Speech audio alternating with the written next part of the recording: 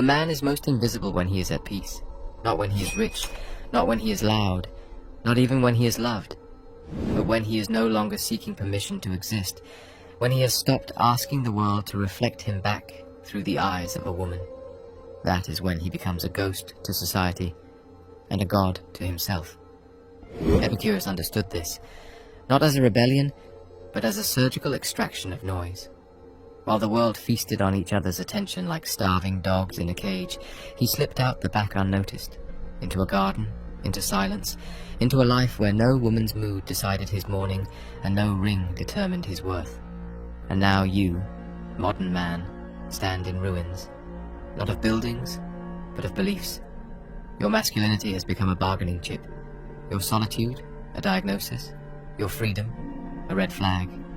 You've been taught that a man alone is a man incomplete, but I ask you, what kind of man needs another to finish his sentence? Who convinced you that wholeness had hips? You were not born with this hunger. It was taught, passed down like a family curse.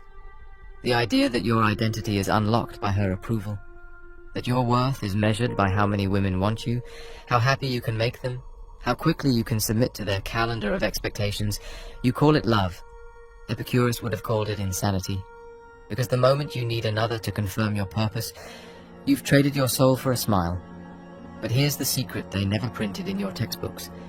A man who learns to live without applause becomes immune to manipulation. A man who is at home in silence cannot be blackmailed with loneliness, and a man who thrives in singleness is the most dangerous man alive, because he cannot be bought, baited, or broken. His peace is not a performance. It is a fortress. Epicurus didn't hide from life. He refined it. He carved out a version of existence that wasn't dependent on seduction or status. He didn't demonize women. He simply refused to worship them. He recognized that pleasure is not in the chase, but in the absence of chaos. That comfort is not found in her arms, but in the absence of torment. And yet here you are, worshipping the altar of affection, praying to be chosen, devouring your own dignity in the hopes that it might be enough.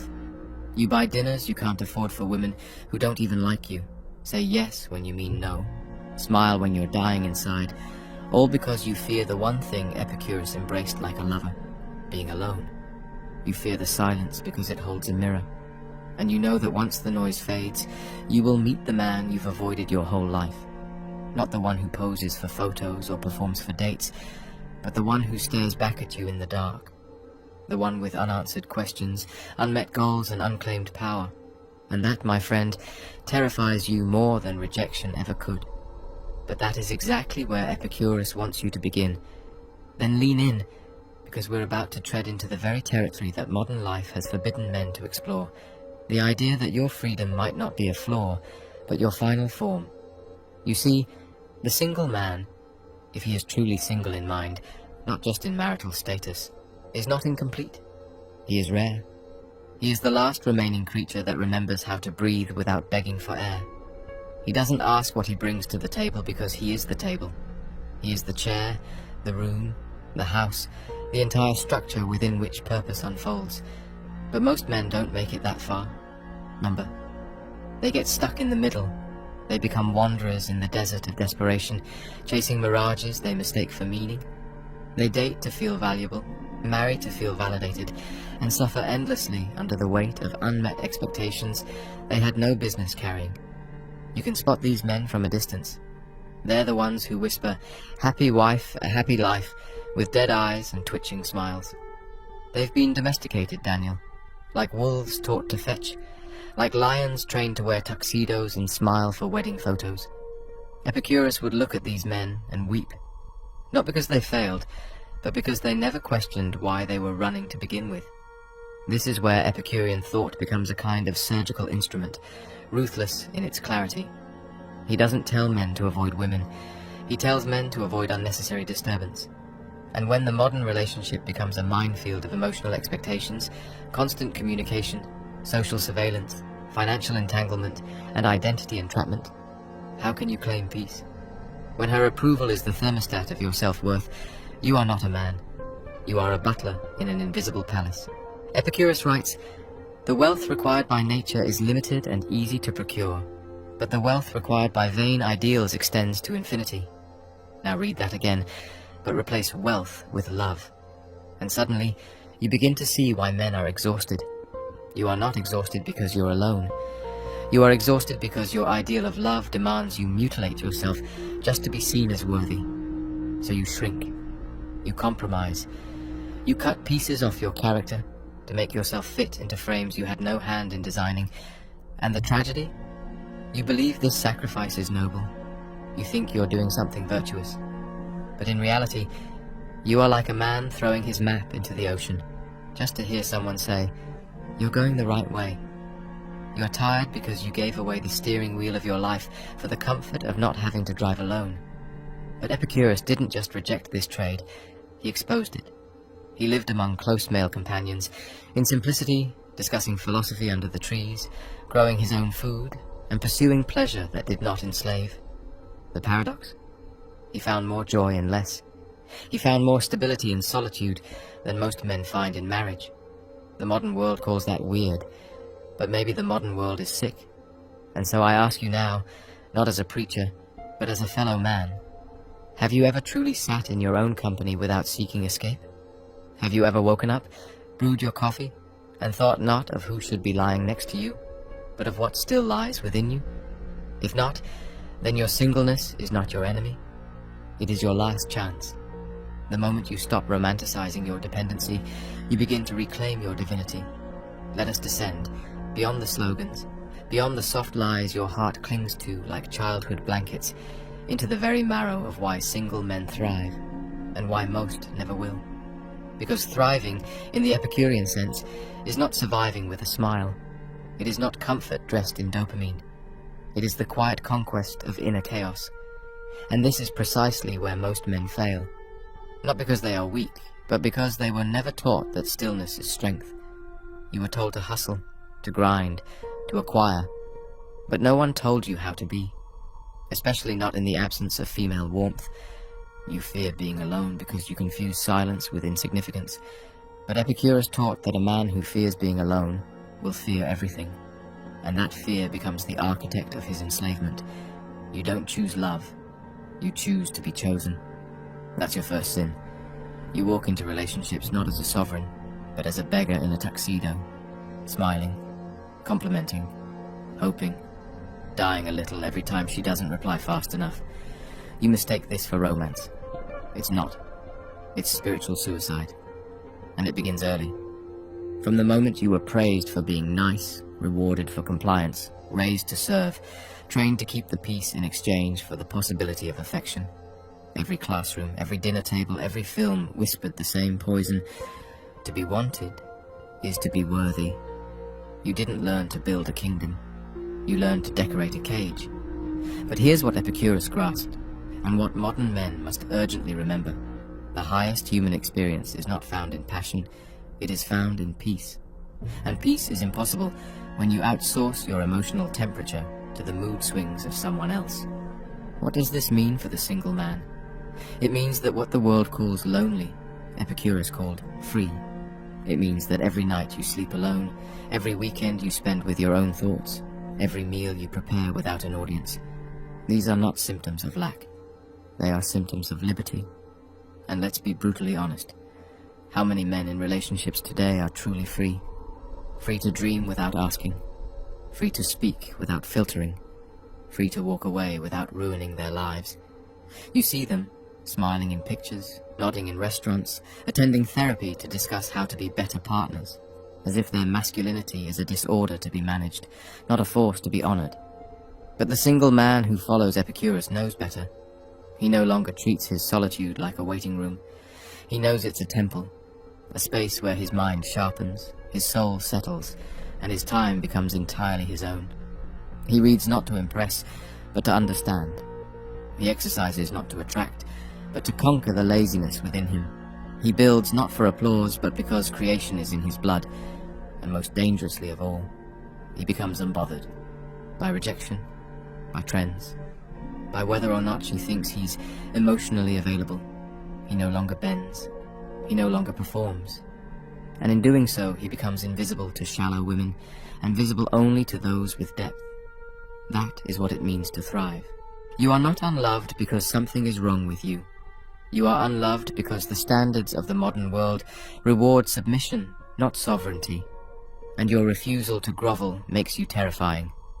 But brother, be terrifying, because the world doesn't need more agreeable men, it needs more sovereign ones, and sovereign men are forged in silence. Women were only the mirror.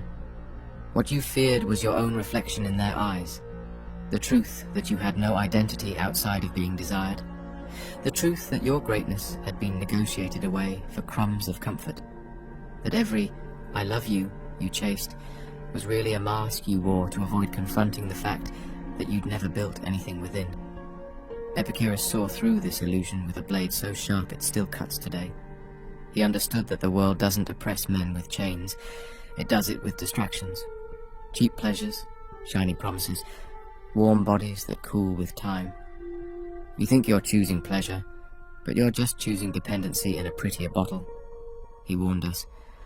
Of all the means to ensure happiness throughout the whole life, by far the most important is the acquisition of friends. But we replaced friendship with infatuation, brotherhood with hookups, truth with performance. And so you walk around with a grin stitched onto your soul like a wound covered in perfume. You say you're happy, but only when she's texting, only when she's watching, only when you're useful. You've turned your heart into a vending machine. You insert kindness, effort, money, time, and you expect affection in return. But this isn't love. It's commerce. It's negotiation wrapped in poetry. And Epicurus would laugh, not out of mockery, but sadness, because you've been told to fear the single life, that it means no legacy, no love, no warmth. But here's the real question. If being single means you finally confront your own hunger, your own silence, your own madness, is that truly a curse? Or is that the very alchemy that turns men into kings? Think about it. The most powerful ideas in history, the most radical creations, the deepest meditations, did they come from the arms of lovers or the fires of isolation? Do you think Marcus Aurelius wrote his meditations in a candlelit dinner with his wife? Do you think Da Vinci painted while replying to texts? Do you think Epicurus himself found enlightenment while arguing over where to eat? Number. They withdrew. They detached. Not because they hated people, but because they knew that greatness requires stillness, and stillness cannot grow in a house built on emotional turbulence. So ask yourself now, and do it honestly. Have I ever truly been alone? Or have I just been between women? Has your singleness ever been deliberate? Or was it always just an accident you tried to fix? Until you can choose solitude as a path, not a punishment, you are not single. You are just stranded. But the man who is truly single, intellectually, emotionally, spiritually, he becomes a volcano of potential. He doesn't need to seek validation, because he has replaced external approval with internal order. His days are shaped not by the weather of her emotions, but by the architecture of his own intentions. And when that man finally does choose to love, if ever, he does it from abundance, not lack, from fullness, not famine, from truth, not thirst. But first, he must earn the right to be whole. And that, my brother, is the journey the world keeps mocking, because it fears what you might become if you ever complete it. The death of the modern man's myth of usefulness. You think you are thriving because you're helpful, because you're needed, because she leans on you, calls you when she's sad, texts you when her world is crumbling. But usefulness is not love, it's employment. And the moment your value is rooted in utility, you are no longer a partner, you are a tool, replaceable, predictable, breakable. Epicurus taught us that peace begins when need ends, not only the needs of the stomach, but the needs of the ego. And what is modern romance if not a contract of mutual ego feeding? You tell her she's perfect. She tells you you're strong. You buy her dinner. She gives you affection. You say yes when you want to say no. She says maybe when she means never. And you both pretend this is love. It is not. It is polite warfare. The single man who thrives has exited the battlefield, not because he lost, but because he saw that the war was a distraction. Epicurus walked away from the city, from politics, from public ambition, not because he was weak, but because he understood that freedom is not earned in conquest, but in withdrawal. And what you must understand now is this: if your identity requires constant maintenance by others, then you are still enslaved. If your peace depends on whether or not she still loves you, then you are living on borrowed oxygen. You are not lonely. You are unfamiliar with yourself. And this is where singleness becomes sacred, not as a delay of destiny, but as the only state where you finally meet the raw, unvarnished self, the version of you that has nothing to prove, no flowers to buy, no pictures to post, no jealousy to provoke, just a man, breathing, unwatched, unapplauded, unapologetically alone. Can you handle that? Can you sit in a room, unplugged from performance, and still feel significant? Most can't. They rush back to the apps, back to the banter, back to the small talk that masks the large emptiness inside them. But not you. Not if you walk the Epicurean path.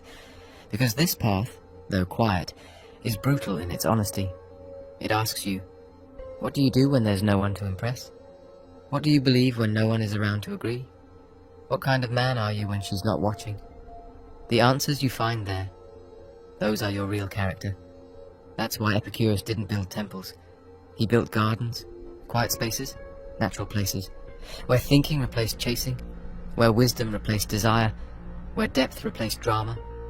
His followers weren't lovers in crisis. They were thinkers in communion, friends, not followers, conversation, not confession. And this is the second truth that must pierce you. The man who thrives in singleness doesn't isolate, he refines. He doesn't run from connection, he elevates it. He chooses who enters his space, not out of arrogance, but out of sacred discipline. Because when your peace becomes valuable, you stop selling it cheaply. That's why modern men are broke, not in wallet, but in will. They sell their energy for flirtation, their dreams for comfort, their fire for the false promise of emotional security. But the thriving single man, he spends his hours like gold, he guards his mind like a fortress, he plants thoughts like seeds and waters them with silence. And in time, the world wonders how he became so untouchable, so wise, so composed.